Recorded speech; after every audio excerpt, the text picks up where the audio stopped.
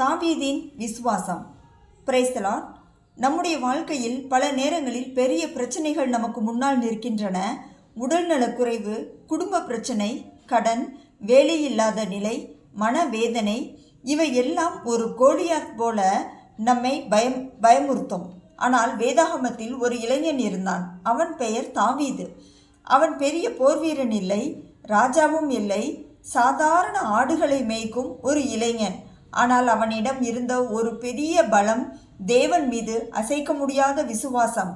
1 Samuel 17ஆம் அதிகாரத்தில் பெலிஸ்தியர்களின் வீரனான கோலியாத் இஸ்ரவேல் ஜனங்களை தினமும் பயமுறுத்தினான். அவனை பார்த்து அனைவரும் நடுங்கினார்கள். ஆனால் தாவீது அந்த ராட்சசனை பார்த்தபோது அவனுடைய கண்கள் கோலியாத்தின் உயரத்தை பார்க்கவில்லை, தேவனுடைய மகத்துவத்தை பார்த்தது. அதனால்தான் தாவீது இவ்வாறாக சொன்னான், பெலிஸ்தனை நோக்கி, நீ பட்டயத்தோடும் ஈட்டியோடும் கேடகத்தோடும் என்னிடத்தில் வருகிறாய், நானோ நீ நிந்தித்த இஸ்ரவேலுடைய இராணுவங்களின் தேவனாகிய சேனைகளுடைய கர்த்தரின் நாமத்திலே உன்னிடத்திலே வருகிறேன் என்கிற விதமாக கூறுகிறான். எவ்வளவு பெரிய விசுவாசம் அன்பானவர்களே! இன்று நம்முடைய வாழ்க்கையிலும் கோலியாத்துகள் இருக்கலாம். சிலருக்கு அது நோயாக இருக்கலாம், சிலருக்கு அது கடனாக இருக்கலாம், சிலருக்கு அது குடும்பத்தில் இருக்கும் கண்ணீராக இருக்கலாம், சிலருக்கு எதிர்கால பயமாக இருக்கலாம், சிலருக்கு தாங்கள் செய்யும் பிஸ்னஸில் முன்னேற விடாதபடி மற்ற வியாபாரிகள் செய்யும் இடையூறாக இருக்கலாம். ஆனால் தாவீது நமக்கு ஒரு பாடம் கற்றுக் கொடுக்கிறார். பிரச்சனையை விட தேவனை பெரியவராக பாருங்கள்.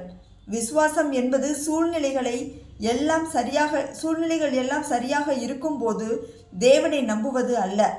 எல்லாம் எதிராக இருந்தாலும் என் தேவன் என்னோடு இருக்கிறார் என்று உறுதியாக நிற்பதுதான் உண்மையான விசுவாசம். தாவீதின் கையில் 5 கூழாங்கற்கள் மட்டுமே இருந்தன.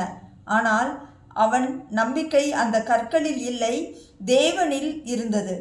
தேவன் அந்த சிறிய கல்லை பயன்படுத்தி பெரிய கோலியாத்தை வீழ்த்தினார். இன்றும் அதே தேவன் உயிரோடு இருக்கிறார். உங்கள் வாழ்க்கையில் எவ்வளவு பெரிய பிரச்சனை இருந்தாலும் தேவனுக்கு அது பெரியதல்ல. மனிதர்களால் முடியாதது தேவனால் முடியும்.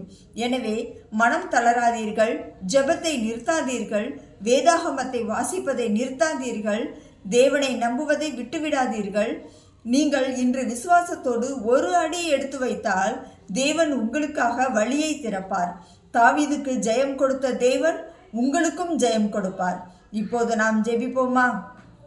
எங்கள் அன்பின் பரலோக பிதாவே, தாவீதுக்கு கொடுத்த அந்த விசுவாசத்தை எங்களுக்கும் தாரும் ஐயா. எங்கள் வாழ்க்கையில் கோலியாத்து போல நிற்கும் எல்லா பிரச்சனைகளையும் உம்முடைய வல்லமையால் அகற்றும் தகப்பனே. பயத்தை நீக்கி தைரியத்தை தாரும் அப்பா. நோயால், கடனால், குடும்ப பிரச்சனையால், மனவேதனையால் போராடுகிற ஒவ்வொருவரையும் தொடுமையா. அவர்கள் வாழ்க்கையில் உம்முடைய மகிமை வெளிப்படட்டும். நாங்கள் சூழ்நிலையை அல்ல, உம்மையே நம்புகிறவர்களாக வாழ கிருபை தாரும் அப்பா. எங்கள் ஆண்டவரும் இரட்சகருமான இயேசு கிறிஸ்துவின் நாமத்தில் ஜெபிக்கிறோம். ஆமென். இந்த செய்தி உங்களுக்கு பிரயோஜனமாய் இருந்திருக்கும் என நம்புகிறேன். இதை மற்றவர்களுக்கும் அனுப்பி தேவனுக்காக இந்த சிறு ஊழியத்தில் பங்கெடுத்துக் கொள்ளுங்கள். கர்த்தர் உங்களை ஆசீர்வதிப்பாராக. ஆமென்.